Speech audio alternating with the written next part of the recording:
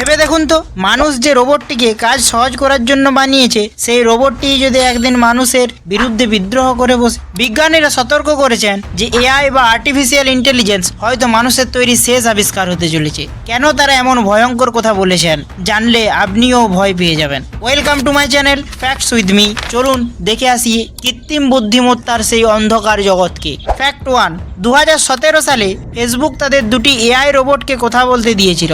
অবাক করা বিষয় হলো, তারা নিজেদের মধ্যে এমন এক গোপন ভাষায় কথা বলা শুরু করেছিল যা পৃথিবীর কোনো মানুষই বুঝতে পারেনি। ভয়ে ফেসবুক তখনই সেই প্রজেক্টটিকে বন্ধ করে দেয়। ফ্যাক্ট 2, আগামী 10 বছরের মধ্যে প্রায় 80 কোটি মানুষ তাদের চাকরি হারাতে পারে। ড্রাইভার, কাস্টমার কেয়ার থেকে শুরু করে বড় বড় ইঞ্জিনিয়ারদের জায়গাও দখল করে নিচ্ছে এই বুদ্ধিমান মেশিনগুলো। ফ্যাক্ট 3, ইতিমধ্যে অনেক দেশ কিলার রোবট বা স্বয়ংক্রিয় অস্ত্র বানাচ্ছে।